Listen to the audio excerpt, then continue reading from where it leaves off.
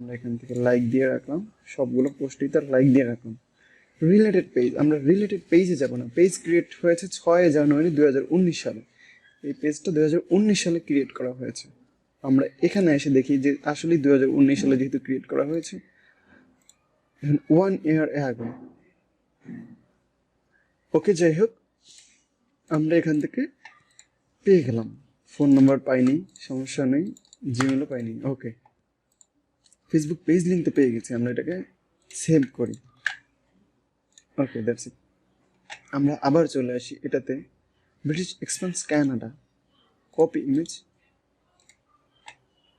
আমরা এটাকে ডিলিট করে দিয়ে আমরা এটাকে পেস্ট করি। হলো না পেস্ট, তার মানে আবার যেতে হবে।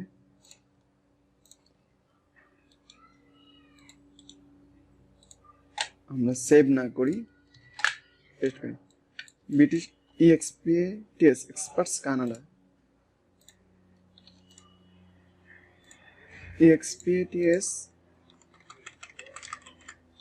CANADA। এটার লোগোটা আছে কিরকম? লোগোটা আছে এইরকম, দুইটা পতাকা, তার মানে এইটা হবে।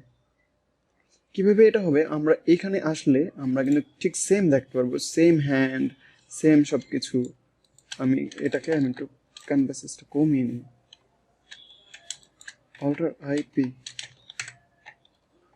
ব্রিটিশ এক্সপেন্স কানাডা, এখানেও লেখা আছে কানাডা, তার মানে এখানেও ঠিক সেম। ওকে, আমরা পেজ লিঙ্কটা নিই, পেজ লিঙ্কটা নিয়ে আমরা এখান থেকে পেজ লিঙ্কটা দিই। ওকে, ব্রিটিশ এক্সপ্রেস কানাডা, আমরা নামটাও কপি করে নিয়ে দিই, নামটা কপি করে নিয়ে আমরা এখানে নামটাও পেস্ট করে দিই।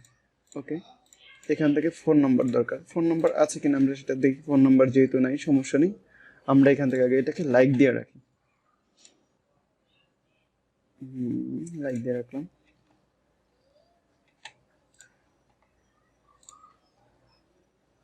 ওকে,